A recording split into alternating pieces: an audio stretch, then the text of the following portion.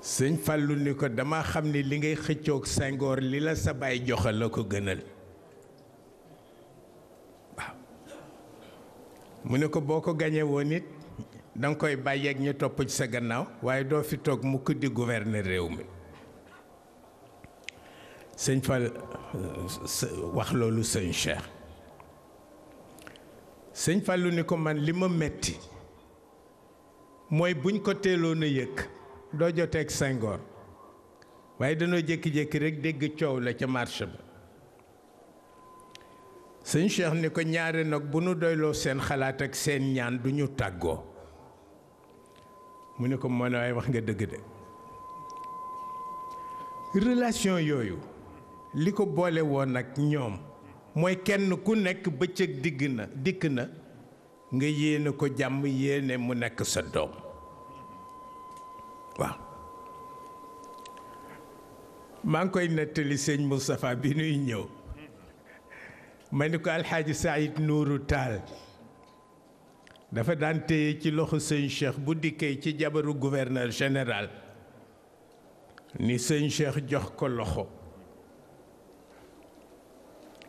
loxo parce que yow amuloo bàkkaar yàlla du la bindal bàkkaar moom xaaj Saïd Nour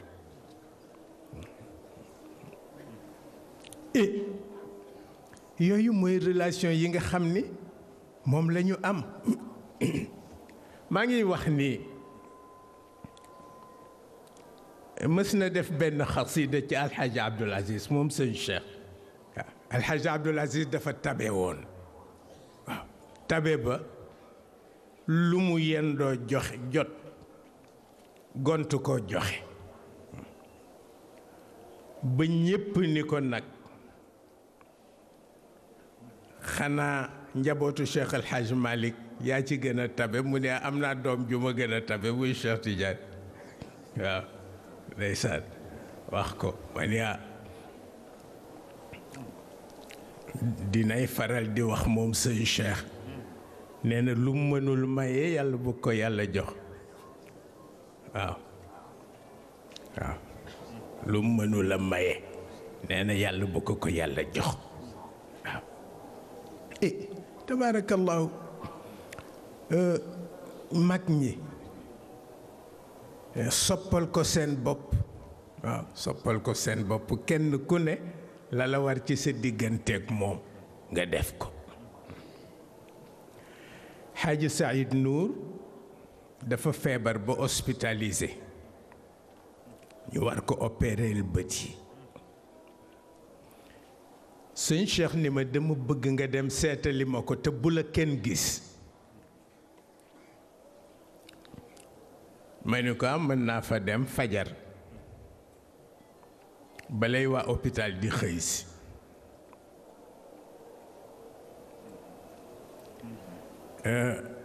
mu ni ma baax na fajar ma dem hôpital infirmier bi fanaan ma ñëw ma ni ko góor gi laa bëggoon seet suñu maam Hadji Saïd Nour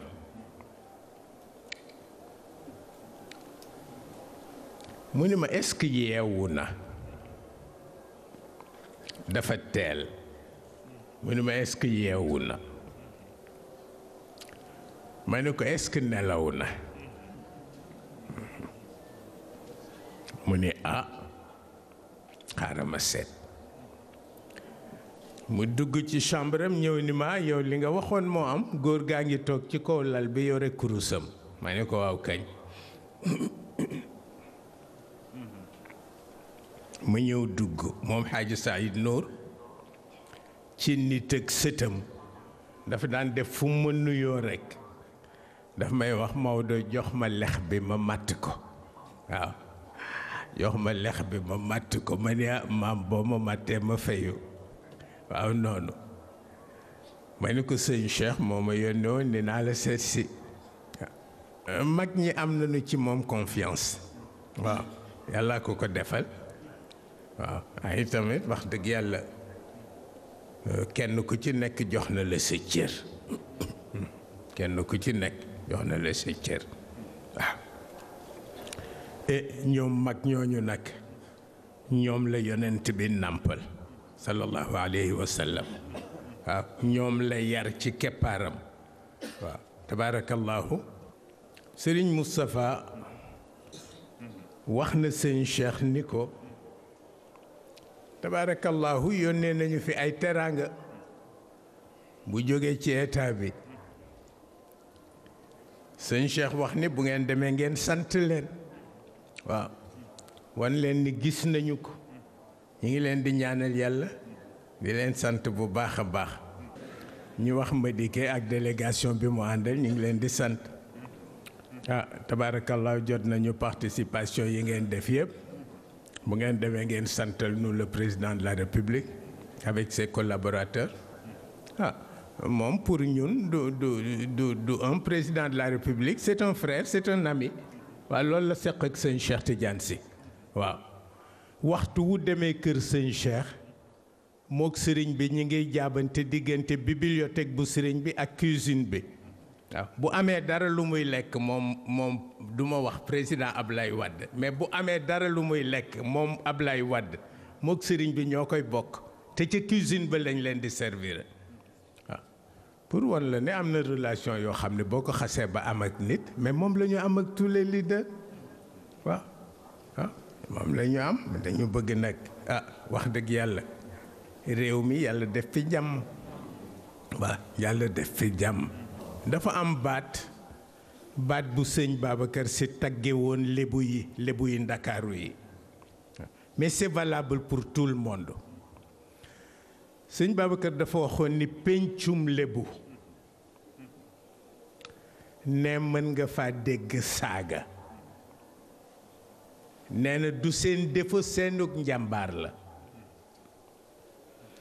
mu ni mën nañu xuloo itam ba kenn ku nekk gàddu yet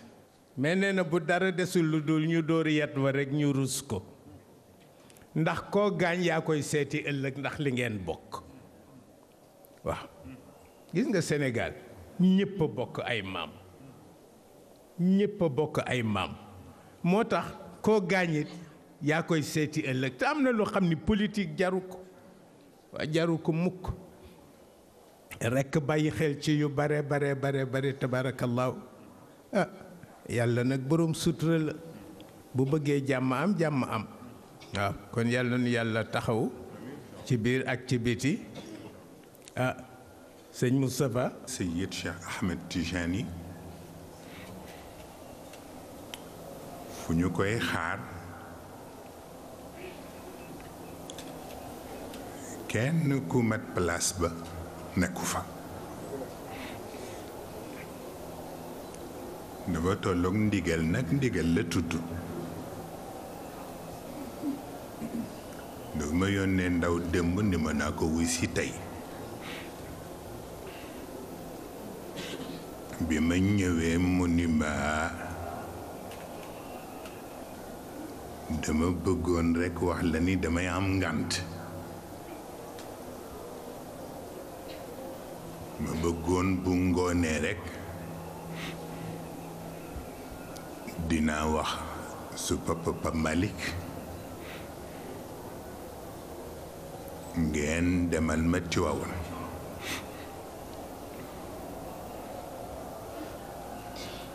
wa tabaarakallaahu xaw naa insister sax ni ko doonte dangay ñëw jàng Faatiha rekk yeewi ko mu ni ma xam naa loolu sax waaye mu ni ma Moustapha su maam Xalifa mu ni ma góor gi Mama Lo moo ñëw ci moom bés wax ko ni ko góor gi fii nga tollu nii léegi di dem di wayi burdu jaadootul ci yow kon nag boo mënoon bàyyi xale yi ñu di la demal di la jàngal burd te bu gàmmu ñëwee bu dee man nga firi waaye boo mënul firi it nga bàyyi xale yi sax ñu firil la nee na Sëriñ Babacar teg ca ne mama mii rekk ma wax dëgg ndax loo toll ci def ko aayul waaye loo weesu bàyyi ña ca tollu def ko boobu moo jaatu mu ne ma kon nag bu ngoonee rek nga ànd ak sa papa Malick mu ne ma ndax mooy seen waajur mu ni ma amul sama âge waaye mu ngi jëm si ci mag moom itam mu ni ma nga protégel ma ko yàlla xam na ko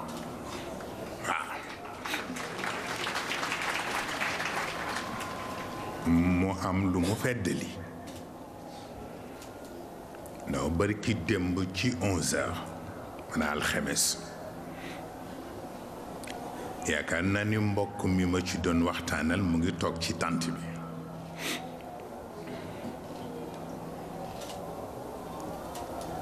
ma ni ko Sëriñ Pape dey attachement ci góor gi ma ni ko ci ñun nga koy xamee waaw ndax jaral nañu ko bakkanam waaw ma ni ko maa ngi waxtaan ak benn kilifa te moo di Cerno Madické bi mu tudd mu ni ma Sëriñ Pape Malick sore nga ci moom lool ma ni ko ni ma ko xamee ëpp na ma wax bokk boobu ñuy waxtaanal ma ni ko gis nga ci itam xarit bi dafa yónnee Ibrahim Gaye ñu ko boo demee boo gisee Sëriñ Moustapha fa xayrun boo ko gisul na nga fexe ba gis koo wax yóbbante bi waaw joxe baatu cant ak baatu encouragement ci taxawaay mbokk boobu it ni ma man jamono bu ne mu woo ma téléphone ni ma jotaleel ma Sëriñ Moustapha sama nuyoo mu ni ma waaye damay jàpp ni message bi ñun sax ñoo ko gën moom ñun la bëgg ñu gën am courage gën a jàpp ci sunu diggante ak yow kon nag bu góor gi ne Pape mooy seen wéyjur te na nga ma ko protégeel loolu sore na ci man xam naa lan la dafa ma waxoon ni nag boo demee nag ma waxal nit ñi ñetti yëf ma ni ko waaw mu ni ma bu jëkk bi waxal nit ñi ni leen jamono ngi ni boo xam ni koo joteel yaa ko tooñ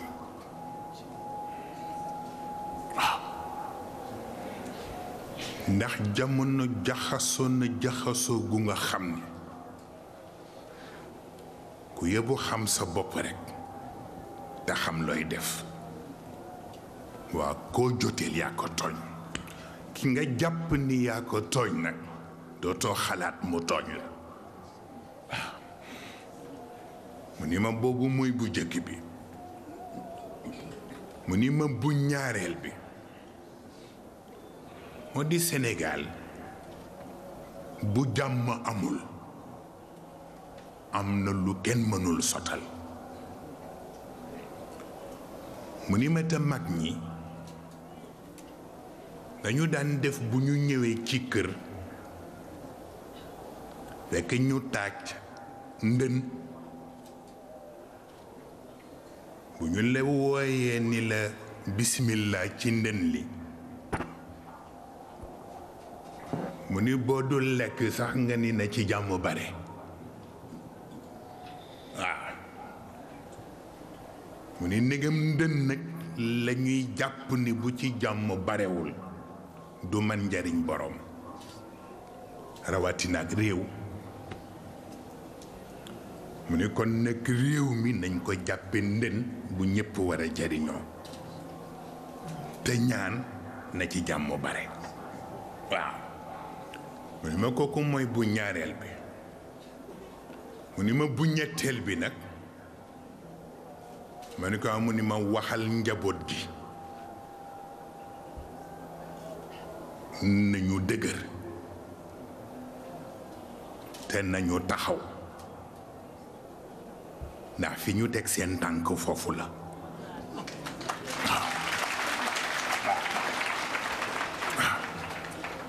mu ni ma bu jëkkoon sax daan naa am lu may xaw ragal waaye léegi ragalatuma dara kon nag bu ma leen waxee na ngeen dëgër te na ngeen ñeme li ngeen nekk booy boo ngeen def ko parce que sama Babacar Sy la gis fan yii façon bi mu ñëwee ci man ak ni mu waxee ak man am na recommandation bu ma jox moo tax sax ma jàpp ni ñëw ca gàmmu ga sax du ko mët man naa la wax nga dem rekk sa papa Malick wéttali la waaw mais dafa ni message boobu rekk moo nekkoon farata du jar ñu téye fi nit ñi waaw bu daara ji jotee nag bu subaa ñu mottali daara ji ndax du waxtaan li mu waxtaan ba noppi ñuy wut luñ ciy tegati waaw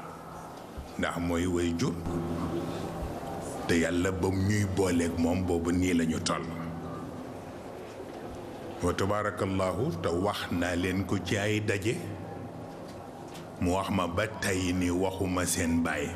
dama ko jëllale waaye yàgg Mansour man seen taalibe la waaw loolu ci ngor am na luñ ca war a delloo waaw mu mel ni kon nag góor gi nee na ma naa la bàyyi xel te naa la protéger c'est un ordre waaw waaw nag sëriñ ñu yow la nga jox def ñaan rekk ñu yewwi nit ñi naa am na loo xam ne tabarkàlla la cay farata jeex na ba noppi insha allah waaw kay moom day li doon farata wax nañu ko li am solo nag mooy dégg waaw dégg boroom guddi gi kenn mënul jeexal yiwam bu nu fi toogoon di wax cëram ba waxtu wi déwén du tax mu jeex li sëñ Moustapha wax yépp dëgg la waaw xanaa rekk ñu jàng Fatiha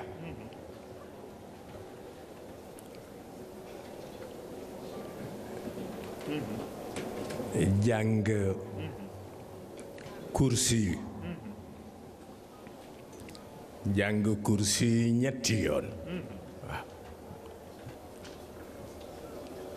jàng alam nashrah jàng sóoratu Quraysh jàng falaxeek naas yàlla may nu ñu teew fi déwén tabaarakallaahu ci barke borom guddi gi ak barke mag mi ko tànn mu Cheikh Al Hadj Malick Maodo ci premier taalibeem ngay xam nu dimension toll moom Cheikh El Hadj Malick premier talibé mooy Serigne Babacar Sy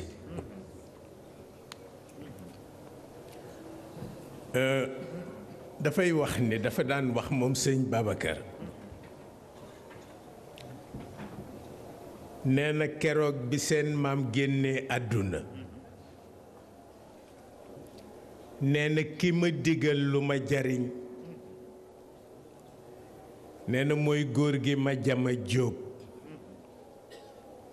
nee na bi nu robee Maodo ba noppi la ma fekk fi ma toog mu jox ma loxo jaale ma Maodo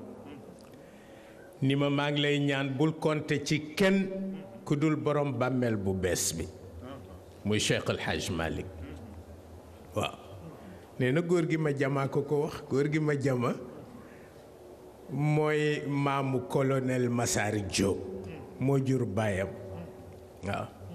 sëñ Babacar nee na noonu laa jàppe ci Maodo ilayu ba fi ma toll di wax ak yéen sama lépp moo ko yenu tabaarakallaahu guddi gi moo ko sosoon yàlla di ko ci sagal ba léegi tabaarakallaahu yaatal ko kon nag ñu jàng fatiha ñetti kursi alam nashrah li ilaafi quraysh tëjee ko peru salaatul fatiha ci barke yonent bi yàlla na nu yàlla aar yàlla nañu yàlla taxaw yàlla sàmmal nu suñu kilifa Seyid Cheikh sàmm ko sàmmal ko aar ko aaral ko musal ko musalal ko bi jaay seydil wujud bismillah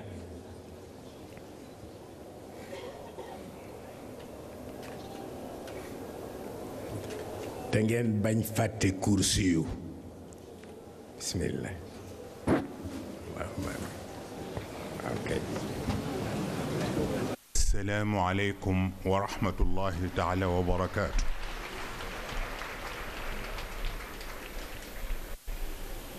Innahu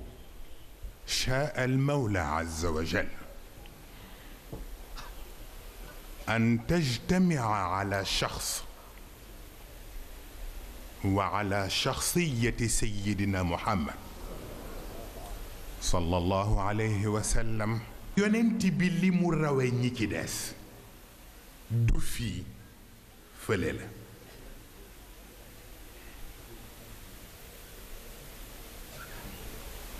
mooy façon boobu Maodo waxee ci xilaasu dahab mais góor gi artiste la dina jël bayt jox la ko ci façon bu nga xam ni boote ba ëpp na am nga loolu Maodo wax ci wa kaana muhtajiban min qablu fi xujubin yusabbihu llaha fiha gayra muttasimi wa kullu xijabin aqaama albadru min xuqubin fihi li taati mawlana bila saami baca wa qaatiun abxuran yaan biha sabaqa aljamia.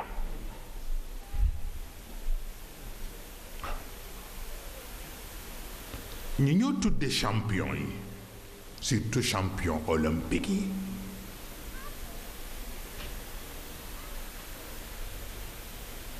man nga ku déggaat ba tey ci benn baat Mansour mii la dégg moom it mu wax ni Sëriñ Muniiru mu daan wax ni mbër moo gis muy daan tibb ba mu daane lekku ko ca bëccëg ba. waaw mbër moo gis mu daan tibb ba mu daane lekku ko ca bëccëg ba. mais yonent bi góor gi nee na malaaka yi ñoo mujj sax tiit parce que ñoom dañ leen boole ak ruuxu yonent bi pour ñu entraîner ko nee na ñu di ko tëj ci ay tànt mooy xujub yi mu tudd nee na tànt bu ci ne ak exercice bi ñuy def loo roox bi ak tur bu yàlla biñ koy jox mu di ko sabbaal boole ko exercice bi ci biir tànt bi mooy li muy mat Maodo yi wax fa qudratun minnatun yooyu léegi nee nag dañ koy defal exercice ba léeg-léeg roox bi dafay xëx ne bu ko defee ñu génne ko dawale ko ci tànt bi dugal ko ci piscine bi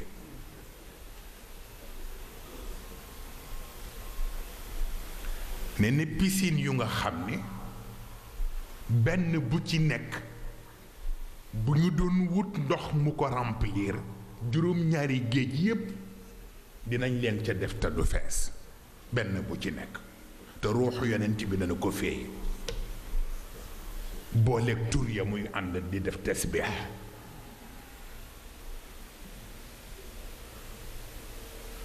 moo tax baatu doo ñoom duñu yow du tey waaw nee na nekk ci yooyu bu ci ne nangami junney at waaw aqaamal badru min xuqubin c'est très important lu tax Maodo utiliser baatu al badr c'est très important waaw di nga lire alquran ba mu jeex yàlla tuddul badr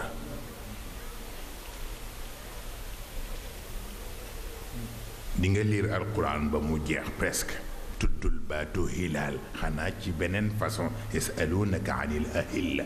waaw ok def ko jamono waaw maanaam li ñuy wax ci wolof rekk baatu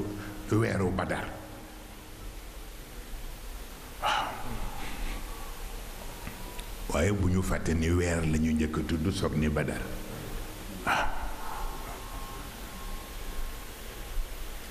sunu boroom boo xoolee alquran yëpp baatu qamar lay tudd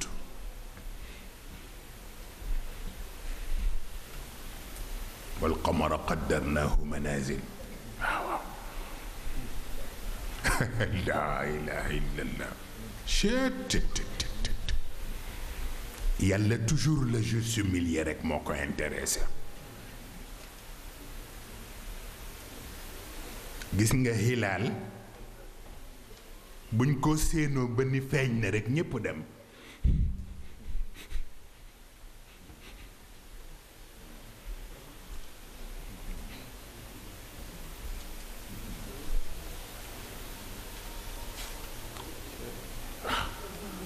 kore gi la ñuy séenu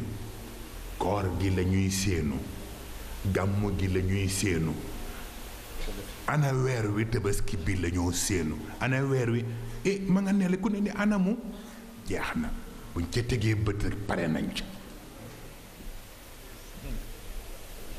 waaw ba keroog nag lëndëm gi sonal nit ñi mu leeral te balaa leeral nekk xamar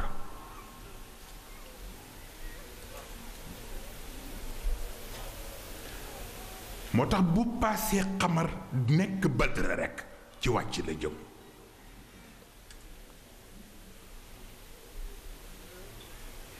dégg lay laaj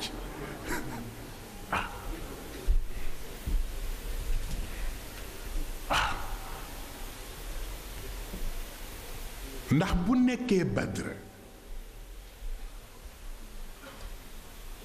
day defanteeg jant bi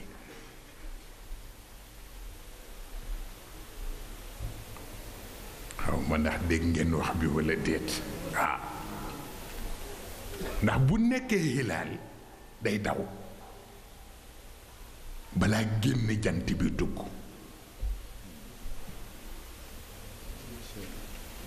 du nangu mukk fekkanteeg moom waaye bu paasee xamar rekk jëm ci badr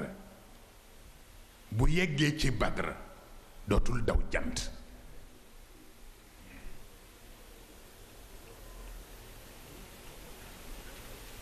looluy tax yàlla bañ jant détruire ko moo tax mu réduiraat ko ah wallaay ndeysaan wallaay waaw moo tax bu nekkee lune montante rek bu yegg ci Badr rek nekk pleine lune moo tax sax la plupart ci lañ koy éclipser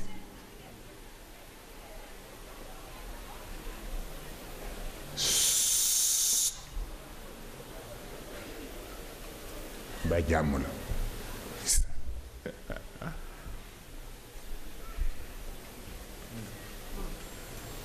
ci lañ koy éclipser waaw moo tax yàlla léeg-léeg bu bañee sax ñu éclipser ko rek mu gaaw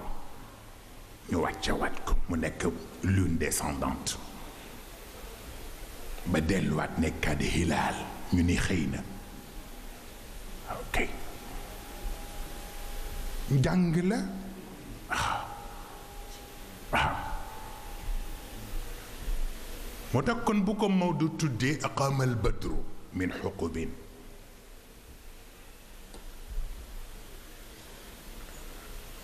daj na fa lu ne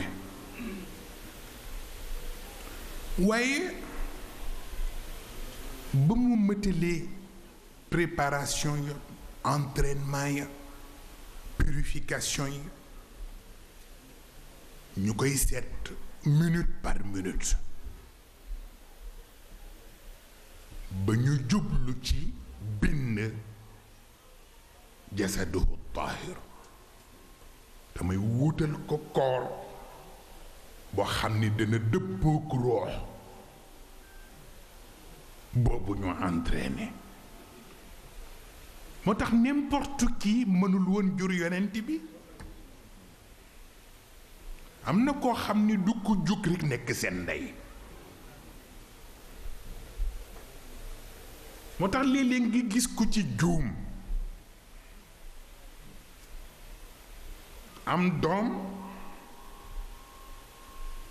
te am ci jëfandiku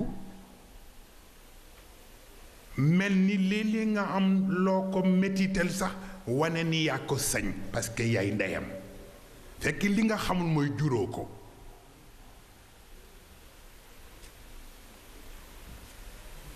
maanaam ëmboo ko gis nañu biir bi nag ci yow mu funki mais du yaa ko ëmb parce que alkanzul xafi moo ko ëmb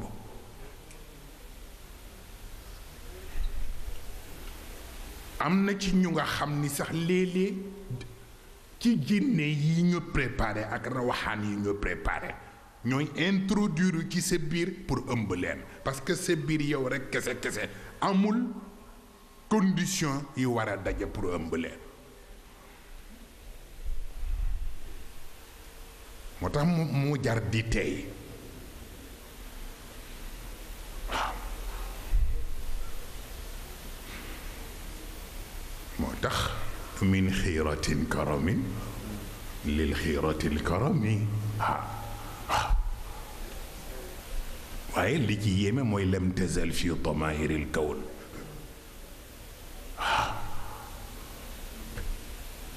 tuxtaaru laka al ummahaatu wal aabaau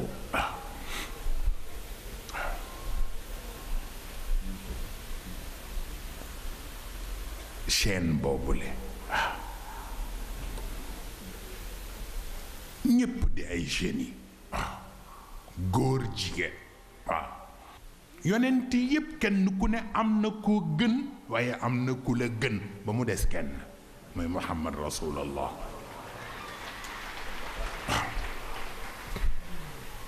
kenn du ko gën ba ila yawmi diin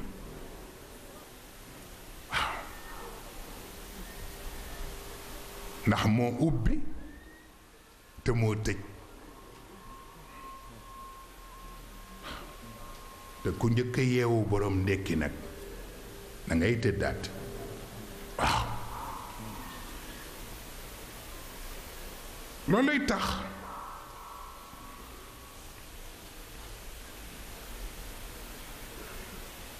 comme loolu la yàlla namm ci moom ak préparation ba ca kaw ak bi mu wàccee yi ñu def ci moom yépp ak ñàkk jàng gi mu ñàkk jàng te fekk sunu borom li mu ci namm mooy bakkanam nekk jànq beneen xam-xam bañ a sëy ak bakkan bi xanaa alquran sëy ak bakkan bi yooyu daje yépp moo tax moom Muhammad sallallahu alayhi wa sallam bis mu toog ak Jibril alayhi salaam bi mu toogee ak Jibril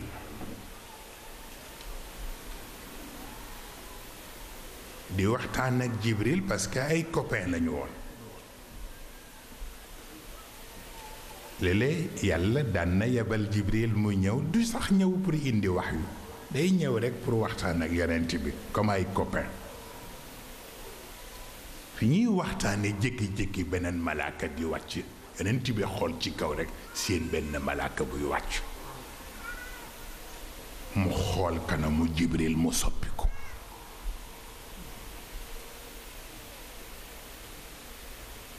ba malaaka bi yegsi laata muy yegsi Jibril wax yonent bi ni ko gis nga malaaka bii mu ni ko ba ko yàlla bindee ba léegi tey la mës a génn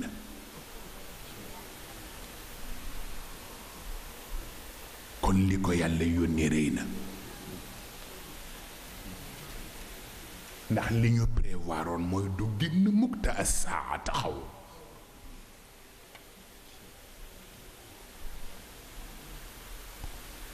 comme génn na nag ñu yónni ko li ko yàlla yónni rëy na bi mu yegsee ba ci yonent bi mu ne yonent bi sa borom moo ma yónni mu ni ko lu mu la yónni mu ni ko dafa bëgg ñaar yi nga tànn ci benn mu def la ko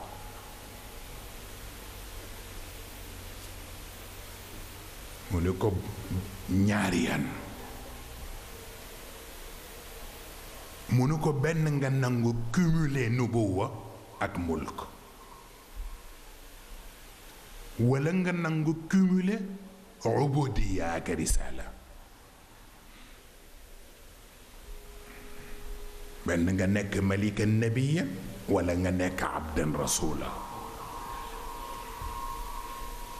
maana malikan nabiyan di buur di yonent mais boobu neex na di buur di yonent maana yonent boo xam ne kenn santu la dara lépp dañ la koy defal mu ni ko nga tànn boobu walla nga tànn boog nekk jaam bu la sa borom soxla sant la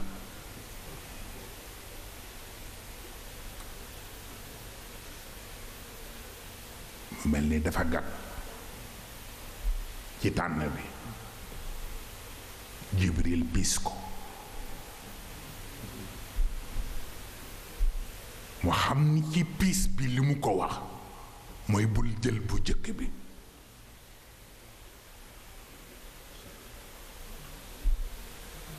ndax boo jëlee bu jëkk bi mulk nguur boo ca nekkee bu yàggee nga xëccoog yàlla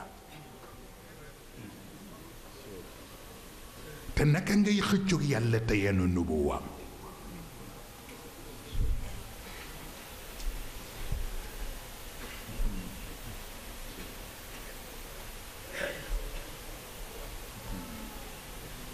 xoolal ma lool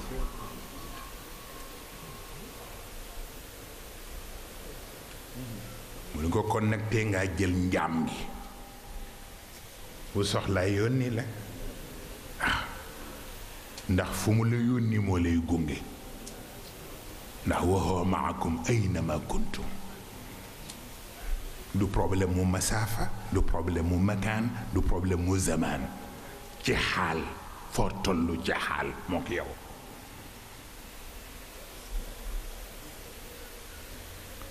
looloo taxoon ñu laaj lu tax yonent bi lànk nguur gi te nangu njaam gi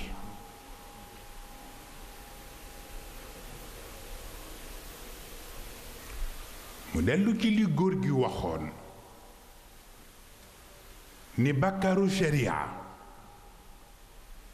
astaghfirullah réparé na ko waaye bàkkaaru politique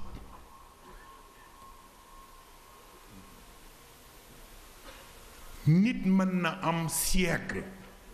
bëgg a réparé bàkkaar ba mu të ñi fiy teew ñépp muy tariqa murit muy tariqa tijaan muy tariqa qadir muy tariqa laayeen muy waa ñeseen ñépp fa tabarakallahu seen taxawaay seen yitte seen faaleñu rey na ci ñun waaw parce que nit dana def dara sax pour rafetal nii rekk waaye nit biy def fekk def la faale danga koy xam waaw gis nga ñii dañ ñu faale waaye ñu nit dañ leen faale waaw te am na koo xam ni faydaam li góor gi wax naan ku am fay day xool malaaka ci bët ni ko camarade wallaay ndeysaan kooku tabarkal la waaw moo tax ñu ngee sant ñépp sant itam ni ñu ko waxee woon léegi rekk ci niveau autorité yi li ñu fi def yëpp rendre na compte góor gi waaw te Sëriñ Pape Malick itam ñëw na ci biig sant na leen ci kanamu ñëpp ci tur góor gi bu ko defee kon nag am na koo xam ni ñëpp cëram lañu waaw góor cëram la jigéen cëram la xale cëram la rab yi taxawaalu sax cëram la waaw fa tabaarakallahu yàlla moo ko def bu ñu sañoon kenn ku ne ñu tudd sa tur ak sa sant wax sa mbaax wax na nga toll ci ñun waaye dafa naaj ba noppi ba nga defee tabarakalla ay sunu mbokk waa Gambie ñoom maslum tabarakalla ak bokkam ya mu àndal yépp ñëw nañu ànd ak ña ñu àndal fa tabaarakallahu sunu mbokk waa Mauritanie itam fa tabaarakallahu ñoom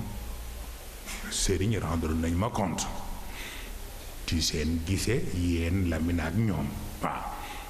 mu mel ni tabarakalla ñu ngi koy wax ci oto bi ñuy ñëw te mooy li sëriñ Cheikh waxoon ni daanu aayul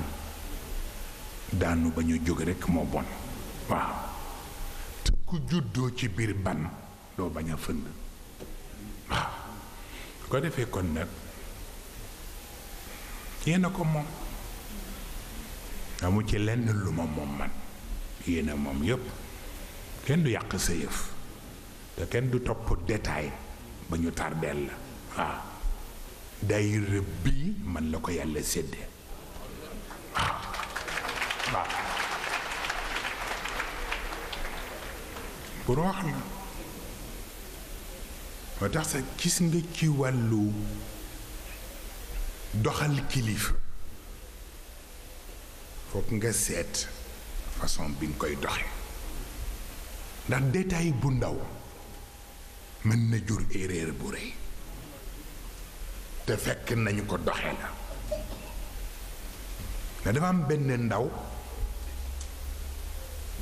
bu ñëw fii barkaati biig ci bisu dernier bourde daal di ñëw indi benn gëléem daal di góor gi nee na nañu jël gëléem gi dugal ko ci course bi génnewaat ko xam nga boobu waxin ma ni boobu du façon wu góor gi fekk ñu téléphone ma 1h du matin ni ma luñ ciy def ma ne boobu du façon wu góor gi de kon nag tey leen ba ma xam nu mu demee bi ñu gisee démb ma ni ko da nga yónnee woon ca kursu ba mu mel ni ku jaaxle ñu ma kursu ban da nga fa yónnee woon benn gëléem ni nañ ko dugal ci kursu bi génn ko mu ne mucc ni ko diw lañu wax ni moo ko fi indi mu ne ma diw moom ma gëj naa ko gis daaw mu ne ma li ma fi yëg daal xale bi ñëw na rendre ma compte ni ma kilifa sàngam nee na yónnee na la gëléem pour gàmmu gi ma ne lu ñu fi yónnee nañ ko yónnee kursu ba te Moustapha mu ne paasewul lii waaye nit ñi léeg-léeg façon bi ñuy defee dafay am lu muy jaxase waaw moo tax di tey rek te xam lu ne naka nga koy defee ak noo koy waxee muy bañ di jaxas dafay baax waaw ci la ma waxee nag ni ma dellu wax njaboot gi rek nañuy dégg rek waaw te bu nit jaxasee sax ñoom ñu bañ a jaxase rek waaw tabaarakallahu wa tax na kon nag ñi fi seen loxo ñëw yépp ni ko xalifa waxe kenn desul wa dëgg yàlla ñi indi nañu ay ndawal ñi indi nañu ay nag ñi indi nañu ay ceeb ñi indi nañu ay dugub ñi indi nañu lu ne loo dul foog rek nit yi indi na ko waaw tabaarakallahu nag ñi sonn yépp ci biir gàmm gi moo xam lu feeñ ak lu feeñul ñi nekk ci ruq yi di jàng seeni awraat di jàng seeni allahumma pour yépp yëwén yal nañu yàlla booleeg ñoom yiw gi te ñépp jëriñoo ko te ñépp kenn ku ne ni nga fi ñëwee ci jàmm ak salaam yal na la yàlla tettewaat ba nga delloo ci jàmm ak salaam fekk fa ña nga am ci jàmm ak salaam te yàlla fóot xol yi ñu bañ di xalaat lu dul yiw te yàlla di nàmm pas-pas yi te yàlla di ñu gën a boole ak sunu kilifa wa tabarakallahu waaye ci biir booleeg sunu kilifa yi itam wa atul buyuta min abwabiha waaw wa atul buyuta min abwabiha wa tabarakallahu moom moo leen ko waxoon ca Ndar lu ngeen ma laaj rek tooj ma waaw lu ngeen di laaj leen ko seen responsable moral moo leen ko wax ca Ndar te mu ngi fi ba tey waaw moo tax na responsabilité xam ko dafay baax ndax bi muy yónnee ni nee leen ko neel Moustapha na ma wuy si suba midi ne ko bu ngeen demee ni ko suba ci midi dama jàpp waaw na bàyyi ba 15 heures waaw mu ni ndaw li boo demee ni ko entièrement d'accord maa ngi koy xaar 15 heures kooku xam na sens de responsabilité xamuloo waaw daanaka nag bu nit ñi jaxase yu bokkul waaw nañ ñu bàyyi rek ñun li ñu xamante ak li ñu séqante xam nañu lan la waaw wa tabarakallahu wa daanaka nag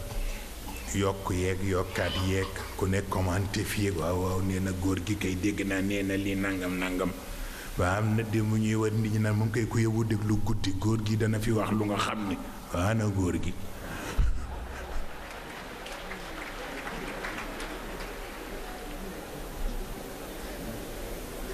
góor gi de Moustapha la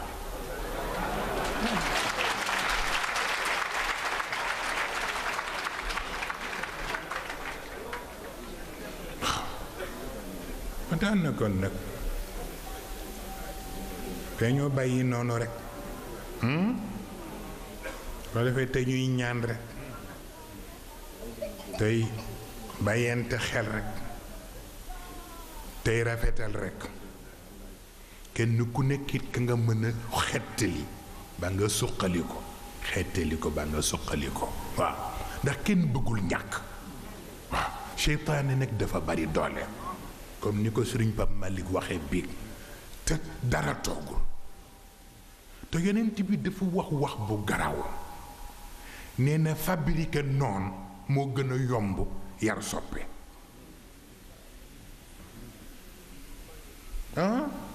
fabriqué noonu nee na noonu kenn du ko yar dañ koy fabriqué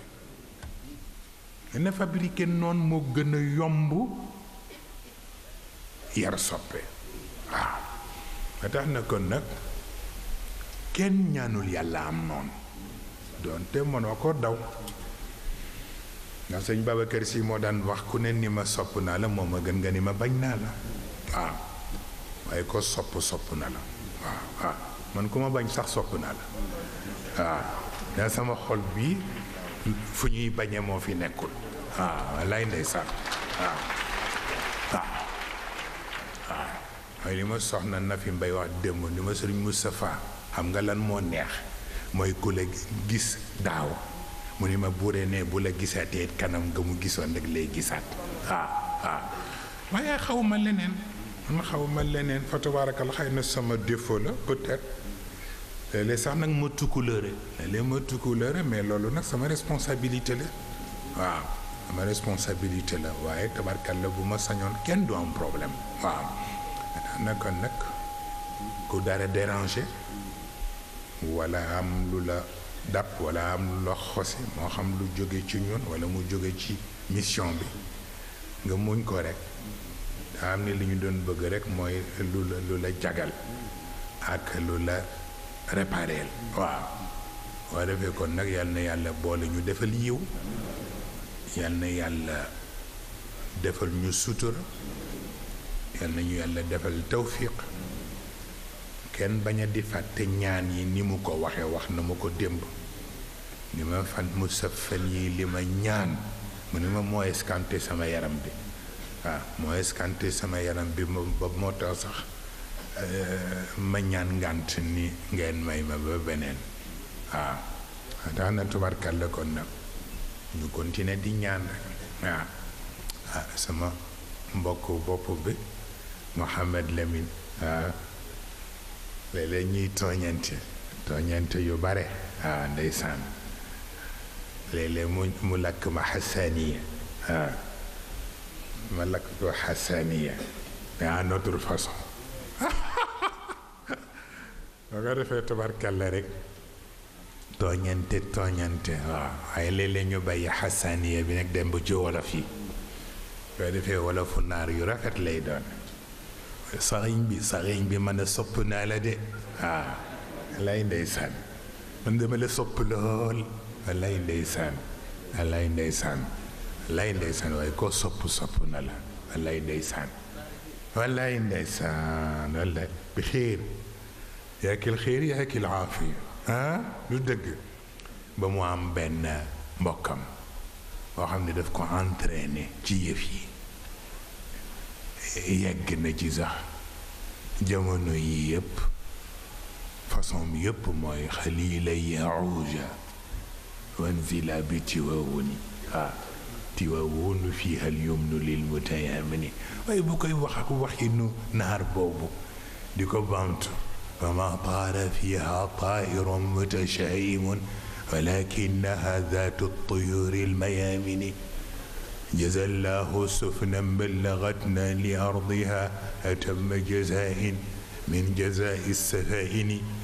wallaay ndeysaan di ko wax di bamtoo ko bamtuwaat rek wallaay ndeysaan ba tax na kon nag lu baax rek mu baax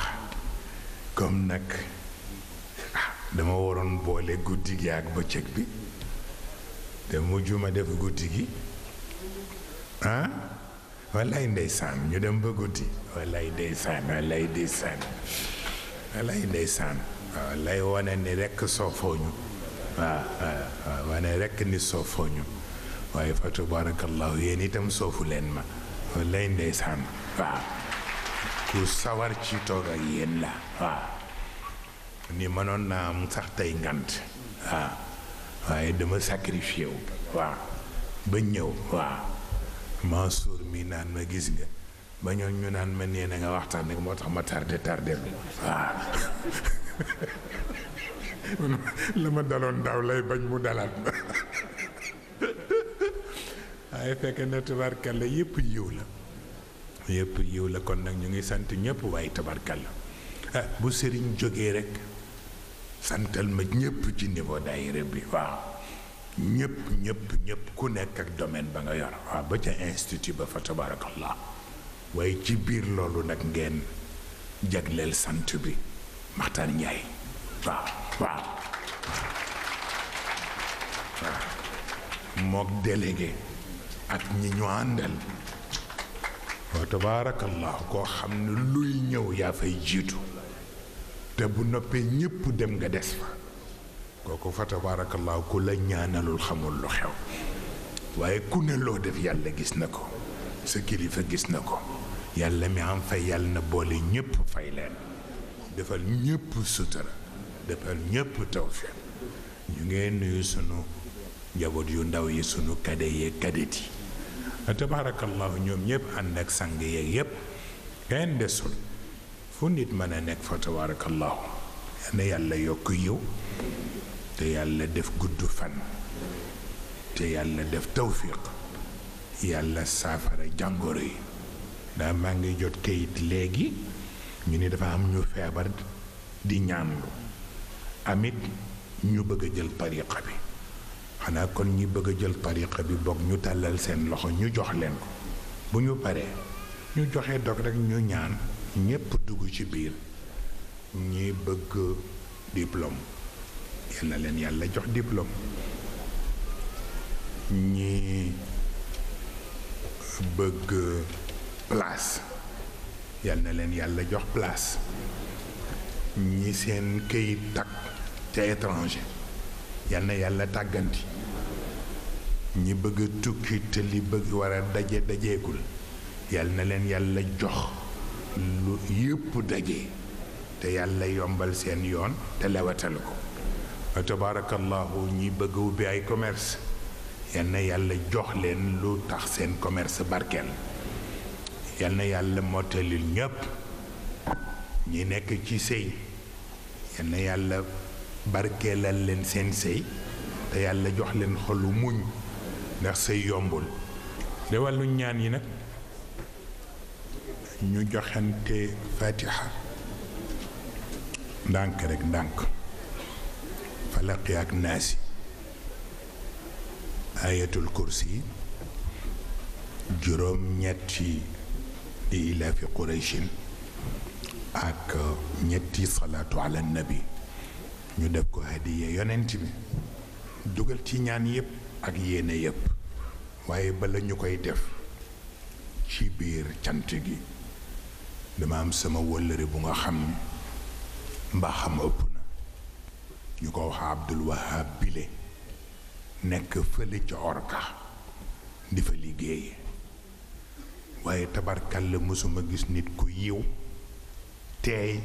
te am orma ni moom waaw wa tabarakallahu ci boutique ba rek la ñu xamante bu ma ñëwee war a jënd dara mu bàyyi léppam ñu ànd ak man étage yëpp dana ko yéeg ak man lu ma soxla bu ma amul information bi mu daw toppatoo information yi ñëw lu may def cay sonn ba mën damay jaaxle ba mu fafu jur wëllëre ba lu xew gàmm gu nekk ci man lay gàmm waaw mu dafa ni kon nag mook Cheikh Tidiane bii lay boole yegg nañ ci wëllërante ba léegi bis bu ne ñoom ñaar seen message dañ koy échangeante jamono bu nekk boo defee tabarkalla ma sant ko bu baax a baax a baax waaw ah mu mel ni sama cousine bopp baa ngi may xool rek xanaa danga ma fàtte waaye fekk fàttewuma ko ay sànn dama koy tooñ rek waaw dama koy tooñ bis bu ne ndax cëru Mansour Sarr la waaw di léppi soxna Kiné waaw léeg-léeg mu ne ma sama gan gi kat nuyul ma ko bu baax soxna Umu Si lu ne la may defal ngir yàlla tabarkalla waaye defee rek ñu nuyu ko bu baax a baax bi ci des mooy sunu bàjjeno boobu itam soxna Binte Sall bu Sëriñ Abdou Koñe Sall wa tabarakallahu ak bokkam yu baax yi muy àndal moom itam ñëw na depuis hier wallaay ndeysaan di sant di wax ñaan na lu ne fa tabarakallahu waa defee kon nag ñu ngi leen di ñaanal yàlla rek yal na yàlla fay leen kon nag na ko ne jàng ñaan bi fatiha falaqi naasi ayatul kursi juróom ñetti li ila fi qurayshin salaatu ala nabi ñu def ko hadiya ci yonent bi ñaanalante ba yàlla mayetuñu ñu dajeeti incha allah yàlla na yiw te ñëpp fekke ci barke yonent bi bismillah.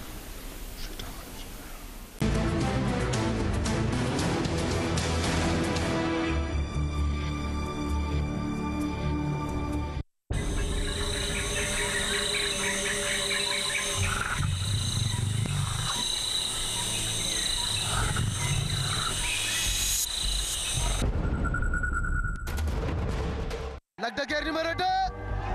mi ngi noonu Eumeu Sène mi ngi noonu combat de la clarification, choc de guerrier. Eumeu Sène Tai Shinga, Lac de Guiers numéro 2, le puncher du Waalo. Le 8 avril lay doon ca Stade Demba Diop ñu fas yéene ci ànd ak Gaston Production ak la RTS. ginnaaw ba ñu laalante bu saf-saf kenn ku nekk soxlawaat sa morom Gaston boolewaat na leen. 9050 secondes. Eumeu Sène maye centimètre mu bënn ko jàll ci xam nga moom lu naan góor balaa nga koy yëpp ñam ko ñu ñaar mu sañ laale je pense. xam na baax lu xew du may loolu. buy xeexee du yàgg buñ bëree du yàgg incha allah li ma neex nag lu leer la. lu nekk sama ko dama ko fa denc. dama maye dara. Eumeu Sène Lac de Guiers bu leen ko kenn nettali. Luc Nicolaï & Co ak deuxième journée challenge orange ba dikk na de kañ la 14 avril fan xanaa ca Mbour ñu ne Luc Nicolaï & Co ñan la indi Auguste mooy daje kon ak Gisum Doole assurance mooy laale ak Mbaye Gueye Junior Rock Junior di laale kon ak Diatta Pape Trace mooy daje ak Alioune Ndiaye Oninga mooy laale kon ak alias Fakala Badou numéro 2 mooy daje kon ak Daara Ji tey ñu ne Luc Nicolaï & Co ñaan ngeen àndal kon ba takkusaan gi nar a neex ca Mbour mu ne xanaa waa orange déggal lii.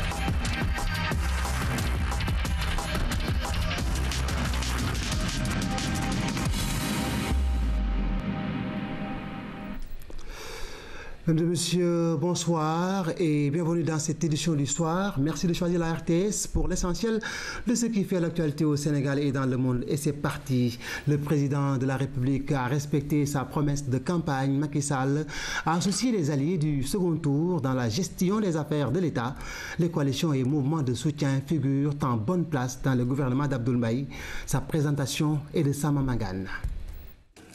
Le président Macky Sall avait promis de former un gouvernement d'ouverture.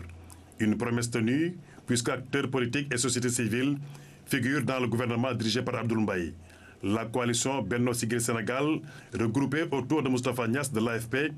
est représentée par Madassi Diallo, El Hadji Malick Gakou de l'AFP, Mansour Sy du PIT et Khoudia Mbaye de la LD. Le candidat de Benno ak Tanor, Ousmane Tanor Dieng, a envoyé les socialistes Aminata Mbengue Ndiaye et Serigne Mbaye Thiam, ainsi que l'écologiste Ali Haïdar, Pape Diouf et Omar Gueye de Rewmi occupent les postes offerts à la coalition Idy for Président dirigée par Idrissa Seck.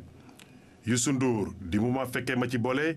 est aussi membre du gouvernement, ainsi que Cheikh Bamba Dièye du FSD/BJ. Quant au banquier Amadou Kane,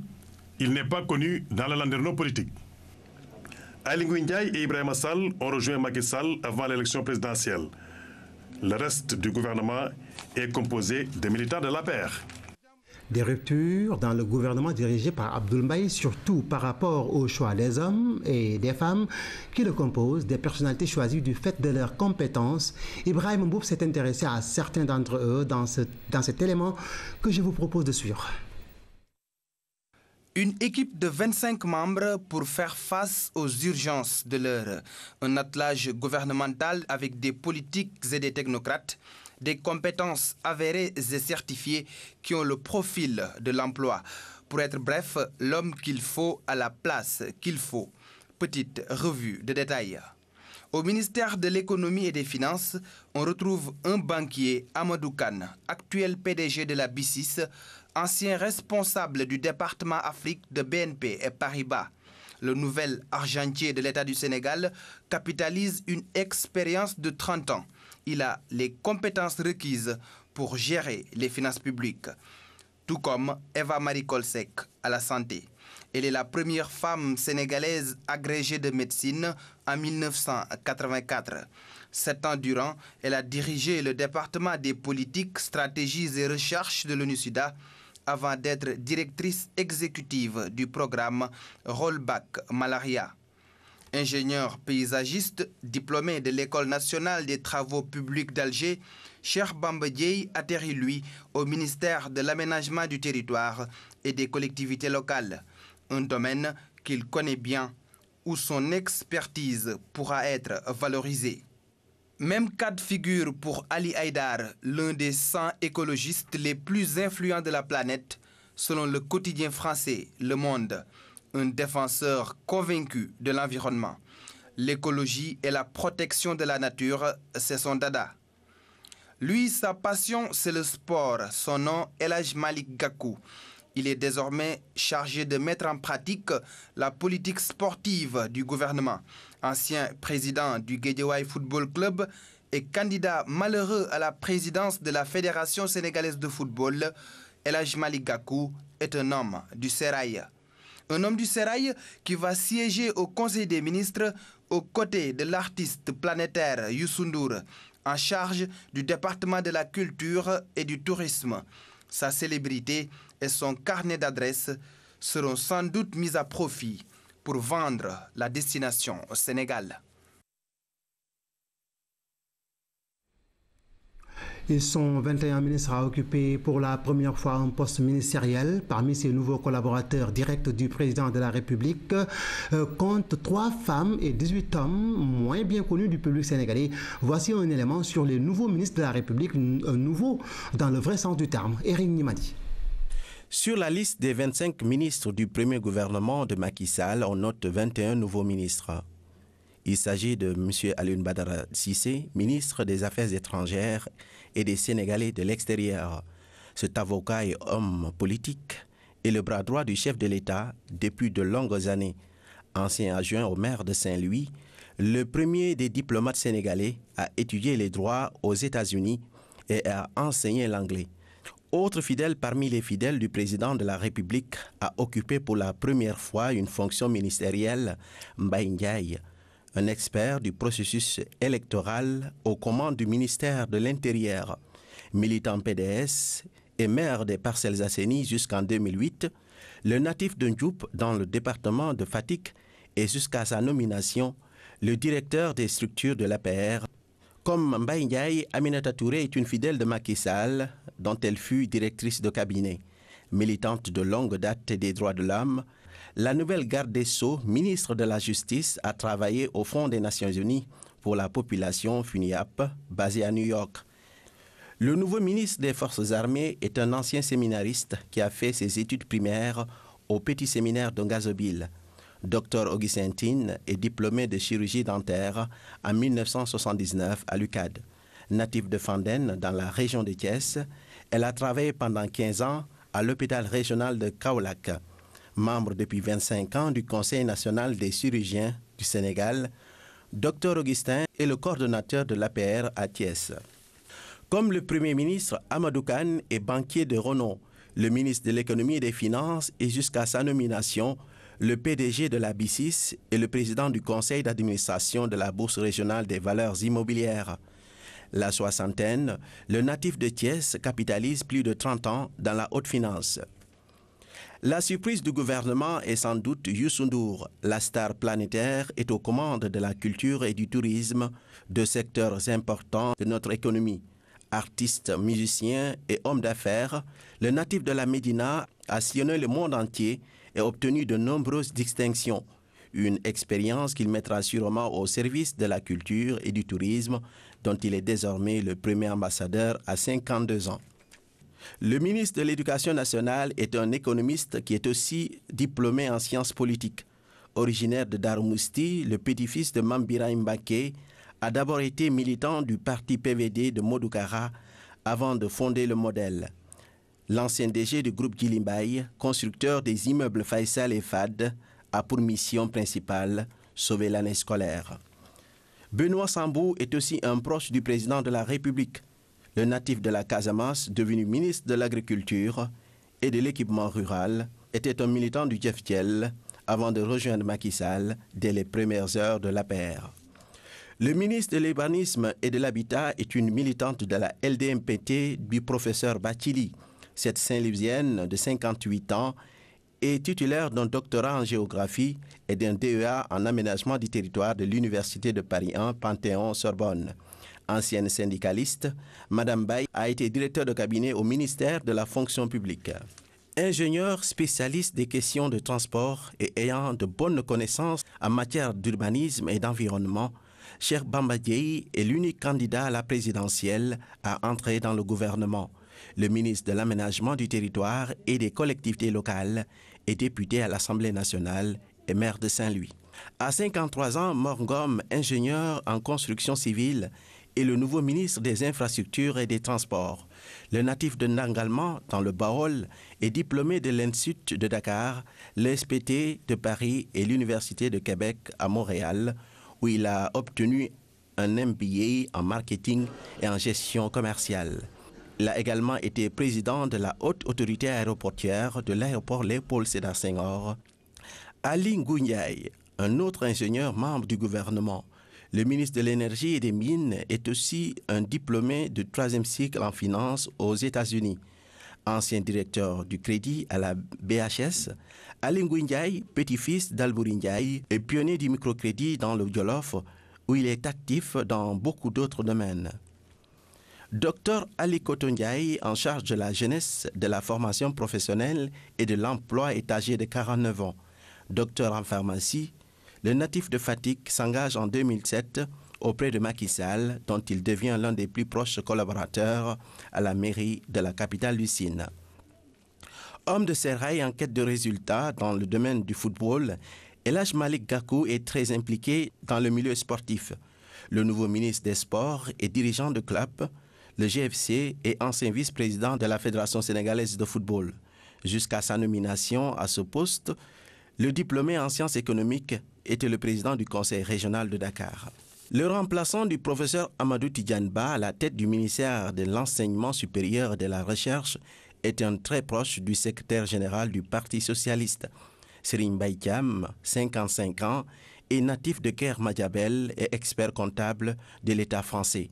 Ancien député socialiste durant la 9e législative, le porte-parole du gouvernement de Abdoul Mbaye est un spécialiste en microfinance et des ports. Le ministre de l'écologie et de la protection de la nature est l'un des écologistes sénégalais les plus connus au monde. Né à Louga, El Ali Haïdar devient à 59 ans le patron du ministère de l'Environnement. Le président de la Fédération des partis écologistes et verts d'Afrique de l'Ouest est un très proche du Parti socialiste, son allié de toujours. Le ministre de la fonction publique, du travail et des relations avec les institutions est un inspecteur de la jeunesse et de l'éducation populaire principale de classe exceptionnelle. Mansour Sy, ancien syndicaliste et membre du Parti pour l'indépendance et le travail, le PIT. Le patron du ministère de l'Hydraulique et de l'Assainissement est un fidèle compagnon de Idrissa Seck, président du Rewmi. Omar Gueye, ancien président du conseil rural de Sangalkam, est ingénieur en génie électrique de formation. Originaire de Sinthiou Garba, dans la région de Matam, le nouveau ministre de la Communication, des Télécommunications et des TIC est un pur scientifique. Aboulo, professeur de mathématiques, remplace Moustapha Guirassi à la tête de ce ministère. Avant sa nomination, il était le coordonnateur de l'APR en Allemagne.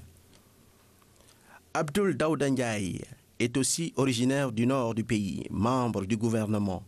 Le ministre délégué chargé du budget est inspecteur des impôts et des domaines principal de classe exceptionnelle. Il est diplômé de l'ENA et a travaillé dans plusieurs sociétés nationales comme Dakar, Demdik, la LONASE, etc. Et pour finir, voici Madame Maria Massar. Elle est la nouvelle ministre de la Femme, de l'Enfant et de l'Entrepreneuriat féminin. Elle remplace à ce poste Madame Aïda Mbodj.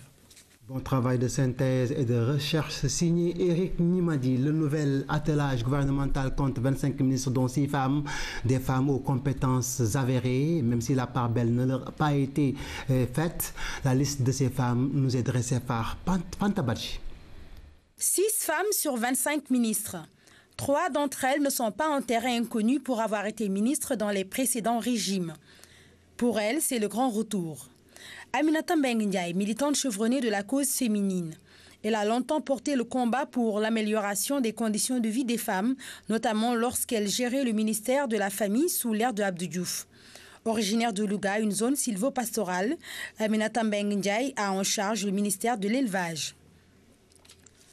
Ministre sous le régime de Abdou Diouf, Matassi Diallo revient 20 ans après. Vers les années 1990, elle était ministre des Sénégalais de l'extérieur et des émigrés.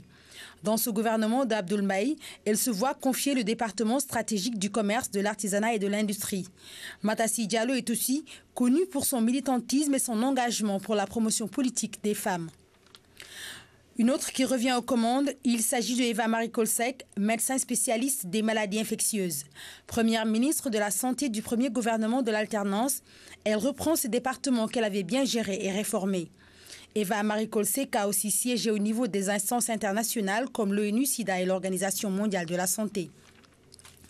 Les 3 autres ministres ont la particularité de n'avoir jamais siégé dans un gouvernement. Cependant, l'une d'elles, Khoudia Mbaye, fut conseillère technique du ministère de l'Environnement et de la Protection de la Nature du temps du régime socialiste. C'était de juin 1993 à septembre 1996.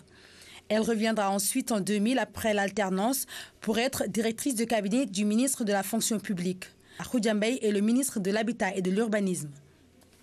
Le ministère de la Justice est confié à la fonctionnaire internationale Aminata Touré.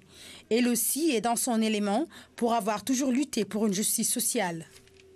Aminata Touré dirigeait d'ailleurs le département des droits humains à l'UNFPA, le Fonds des Nations Unies pour la population. Aux commandes du ministère de la Femme, de l'Enfant et de l'Entrepreneuriat féminin, un agent de l'administration. Maria Massar travaille à la fonction publique, engagée politiquement, et la secrétaire administrative adjointe de l'APR. Le Sénégalais de la rue a son mot à dire sur ce premier gouvernement, entre espoir de voir les choses changer et envie de voir la question de la demande sociale résolue. Les Sénégalais accordent le bénéfice du doute à l'équipe conduite par Abdoul Mbaye. Allons voir du côté du centre-ville de Dakar ce qu'en pensent les personnes rencontrées par Ouminor. Yakar, espoir en Wolof. C'est avec ce mot que le candidat Macky Sall est allé à la conquête des suffrages des Sénégalais. Au lendemain de la nomination de son premier gouvernement, ses compatriotes veulent encore y croire. Il a choisi des gens rigoureux et compétents. On espère juste que notre espoir ne sera pas déçu. Car les Sénégalais ont certes voté pour un autre, mais aussi et surtout pour une autre manière de gouverner. Ils le rappellent à celui qu'ils ont plébiscité le 25 mars. Il faut qu'ils surveillent mieux ces ministres pour éviter les dérives de ceux de l'ancien régime. Ces ministres, on se bouscule ce matin devant les kiosques à journaux de Dakar pour découvrir leur visage. Plusieurs d'entre eux sont en effet inconnus des Sénégalais. Mais pour eux, l'essentiel est ailleurs. C'est ce que ce gouvernement-là va offrir aux Sénégalais. Est-ce qu'ils seront en mesure de répondre aux attentes des Sénégalais? S'ils parviennent à répondre aux attentes des Sénégalais, moi je crois que le problème ne se pose pas. Et elles sont nombreuses, ces attentes. De la réduction des coûts de la santé à la paix en Casamance, sans oublier la crise énergétique. L'urgence est partout, en particulier dans le respect d'une promesse électorale de Macky Sall. C'est la réduction drastique des denrées de première nécessité. Que ce soit Macky Sall, si les prix de riz baissent, ça se ressent sur le panier de la ménagère. Nous lui souhaitons la bienvenue à la tête du pays, mais il faut qu'il sache qu'on est fatigué. Tout est excessivement cher. Autre dossier chaud du gouvernement d'Abdoul Mbaye, le sauvetage de l'année scolaire et universitaire, en péril après plus de 3 mois de grève des enseignants. L'éducation soit mieux gérée que le gouvernement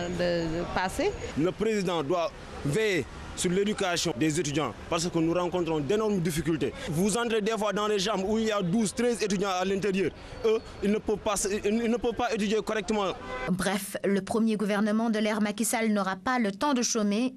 Les Sénégalais lui souhaitent certes de réussir. Je crois bien, c'est des travailleurs. Mais ils avertissent,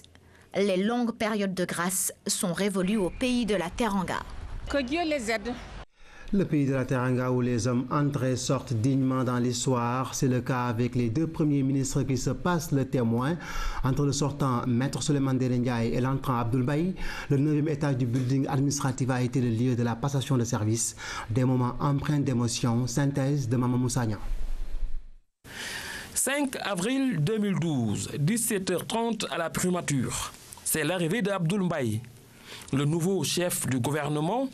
vient prendre les témoins des mains de Maître Souleymane Ndéné Ndiaye, celui-là même qui a occupé la station depuis le 30 avril 2009. Dans son bureau, il reçoit le nouveau Premier ministre en présence de ses collaborateurs. Les dossiers brûlants de l'heure sont remis aux nouveaux locataires des lieux. Sourire aux lèvres, les deux hommes échangent sur les dossiers. Quelques minutes après, ils rejoignent la salle de conférence étroite à l'occasion. C'est pour dire au revoir pour l'un, assalamu alaikum pour l'autre au personnel de la primature.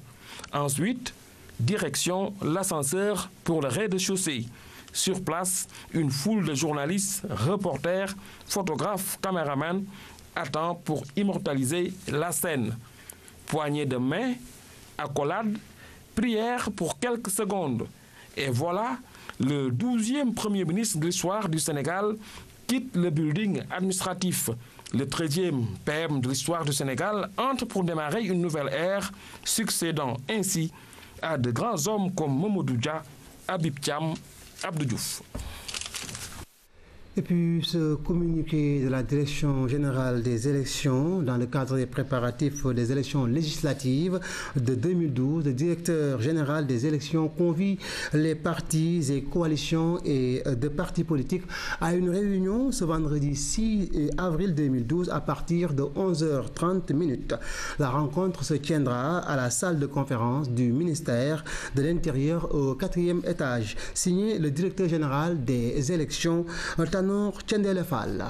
L'actualité sur le continent nous amène au Mali où la situation reste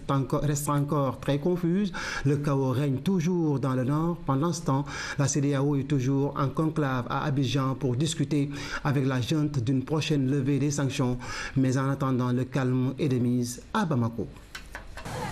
Dans les rues de Bamako, les Maliens n'ont pas changé leurs habitudes. Les vendeurs du marché sont bien derrière leurs étals, la circulation est toujours aussi chaotique et à la mosquée, l'appel à la prière continue à rythmer la journée. Mais dans les esprits, la situation dans le nord du pays est bien présente. Même si les rebelles Touaregs ont annoncé la fin des combats, pour beaucoup d'habitants, il n'y a pas de différence entre eux ou entre les membres du groupe islamiste Ansar Dine. Pour nous, de toutes les façons, c'est le même gars.